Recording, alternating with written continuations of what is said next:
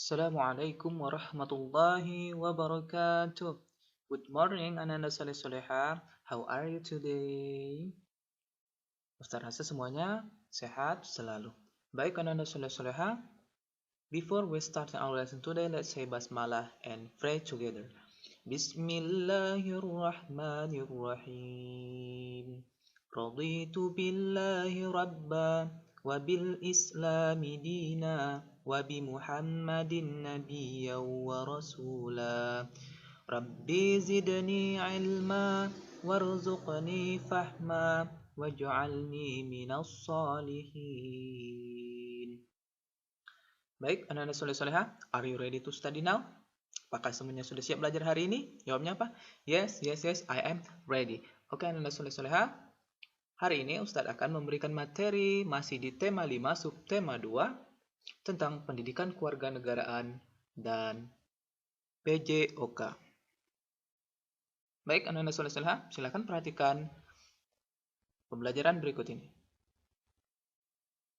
Nah, yang pertama, pentingnya sikap kerjasama dalam keberagaman di sekolah. Nah, pernahkah kamu memperingati Hari Kemerdekaan Indonesia dengan berbagai perlombaan di sekolah?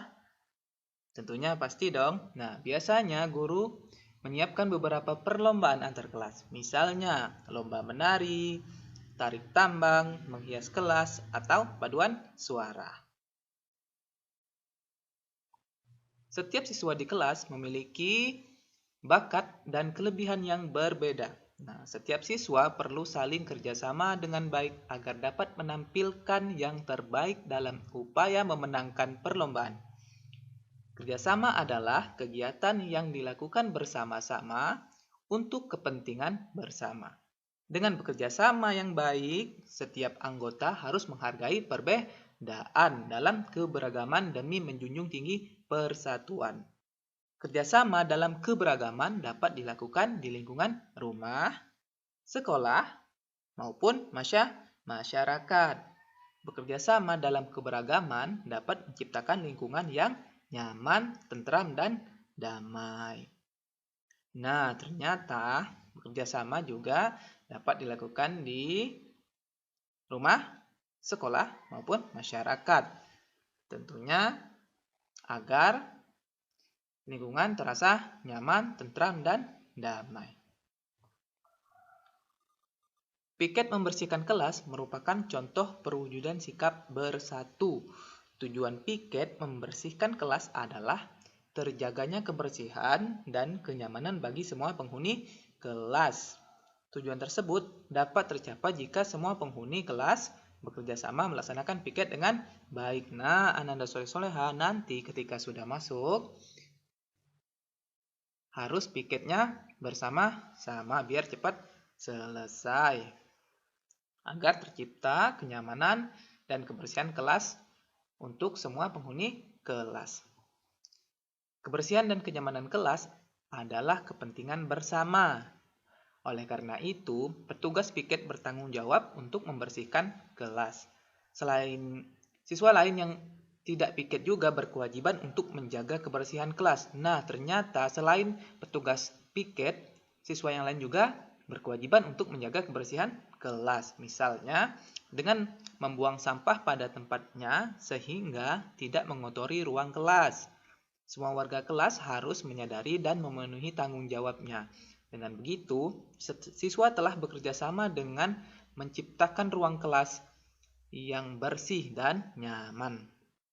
Hasilnya, siswa dapat belajar dengan baik di ruangan yang bersih. Tentunya, ketika ruangan bersih, maka kita pun enak belajarnya di dalam kelas.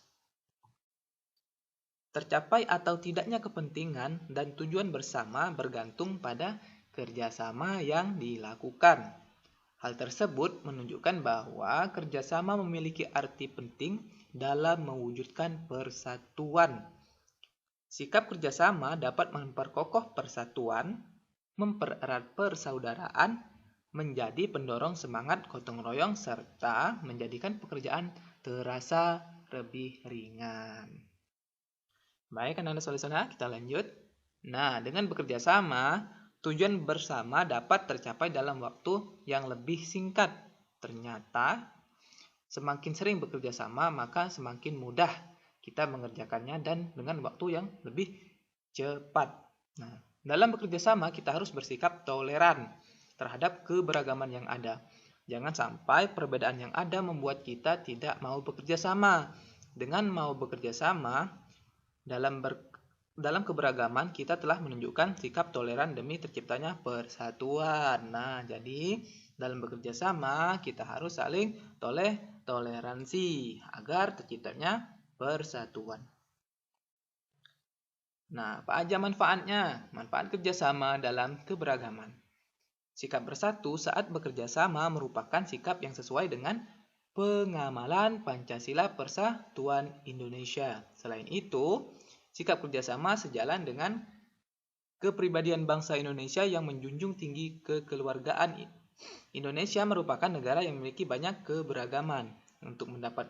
Untuk dapat memperoleh manfaat dari keberagaman tersebut dibutuhkan sikap bersatu. Nah, ternyata sikap bersatu saat bekerja sama merupakan sikap yang sesuai dengan pengamalan Pancasila, Sila Persatuan Indonesia, yaitu sila nomor 3. Nah, berikut adalah manfaat bersatu dalam keberagaman. Yang pertama, terciptanya kehidupan yang rukun. Kemudian yang kedua, melatih diri untuk dapat menghargai perbedaan. Yang ketiga, melatih diri untuk berpendapat dengan cara yang baik dan menghargai pendapat orang lain. Kemudian yang keempat, meningkatkan pengetahuan dan kemampuan sebagai hasil dari interaksi saat bekerja sama. Kemudian yang kelima, membuat pekerjaan menjadi lebih mudah dan lebih cepat selesai. Dan yang keenam, meningkatkan semangat persatuan. Nah, ternyata ada 6 manfaat bersatu dalam keberagaman. Baik, kita lanjut. Dalam kerjasama, hubungan yang harmonis penting untuk dijaga. Sikap positif seperti saling menghargai, rendah hati, dan toleransi perlu terus dikembangkan. Kita boleh mengeluarkan pendapat ketika bekerja sama. Pendapat harus disampaikan dengan santun. Ketika ada orang lain yang menyampaikan pendapatnya, kita seharusnya menghargai pendapat orang tersebut. Dengan begitu, tujuan bersama dapat tercapai. Nah, ketika ada seseorang ingin menyampaikan pendapatnya, kita harus menghargainya. Ya. Itu merupakan salah satu sikap positif saling menghargai. Oke, kita lanjut. Ayo berolahraga. Ada yang suka olahraga? Nah, tentunya pasti suka dong olahraga. Ada yang suka bermain bola, ada yang suka bermain voli, ada yang suka bermain bulu tangkis, ada yang suka bermain tali, ada yang suka lari-lari, ya, ada yang suka loncat-loncat. Baik, kita lanjutkan. Berolahraga. Aktivitas gerak berirama. Aktivitas gerak berirama adalah aktivitas gerak yang diiringi dengan irama atau musik yang disesuaikan dengan gerakannya. Irama atau musik yang mengiringi gerakannya biasanya musik yang berirama sedang tetapi semangat. Nah, musiknya berirama sedang tetapi semangat. Nah, senam berirama juga dapat menggunakan alat-alat tambahan seperti bola, tali, pita, sampai dan gada. Nah, ternyata senam berirama juga dapat menggunakan alat tambahan seperti bola, tali, pita, sampai, dan gada. Gerakan ritmik. Nah, kemarin sudah dijelaskan ritmik ya. Adalah gerakan tubuh yang beraturan dan berirama. Gerakan ritmik dapat dibentuk dari perpaduan berbagai gerak dasar seperti mengayun dan menekuk. Ternyata gerakan ritmik dibentuk dari perpaduan, artinya gabungan dari berbagai gerak dasar seperti mengayun dan menekuk. Yang pertama itu mengayun lengan. Gerak mengayun lengan merupakan gerakan yang biasa kita lakukan ketika sedang berjalan. Nah, gerakan mengayun lengan ke depan dan ke belakang. Gerakan seperti itu merupakan gerakan dasar mengayun lengan. Nah, tentunya Anda soleh-soleha ketika berjalan pasti tangannya diayun ke depan dan ke belakang tanpa kita sadari. Ternyata kita sudah berolahraga. Nah, lakukan latihan seperti di bawah ini. Latihan yang pertama, langkah-langkahnya adalah sikap awal, badan berdiri tegak. Kemudian yang kedua, pandangan lurus ke depan. Terus yang ketiga, kedua tangan diangkat dan luruskan ke depan. Kemudian putar kedua tangan ke depan atau ke belakang. Nah, seperti gambar ini ya. Ke depan, kemudian tarik ke belakang, kemudian ke depan lagi. Nah, ini merupakan latihan yang pertama untuk latihan mengayunkan tangan.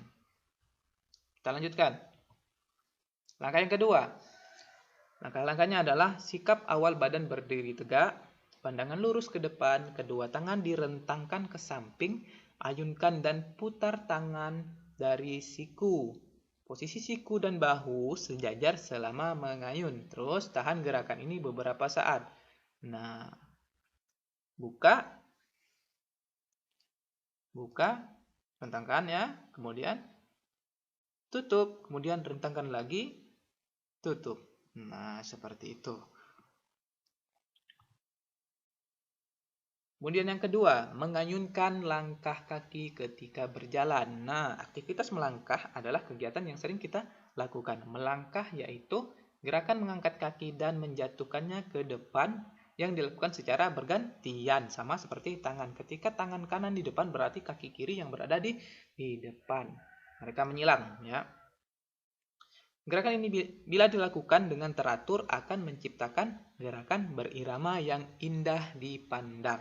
Ternyata gerakan kaki ini bila dilakukan dengan teratur maka akan indah dipandang.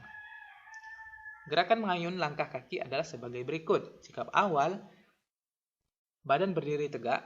Kemudian yang kedua, pandangan lurus ke depan. Kemudian yang ketiga, kedua lengan di samping. Nah, gerakan langkah memakai hitungan. Terus hitungan 1 untuk kaki kiri, hitungan 2 untuk langkah kaki kanan.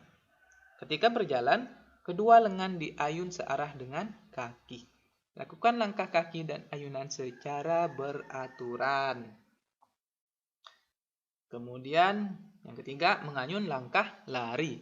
Lari adalah gerakan dasar dalam olahraga. Hampir semua cabang olahraga menggunakan gerak berlari ternyata. Ya, ternyata cabang olahraga di hampir semuanya menggunakan gerak berlari. Gerakan lari yang baik dilakukan dengan mengayunkan kaki secara teratur.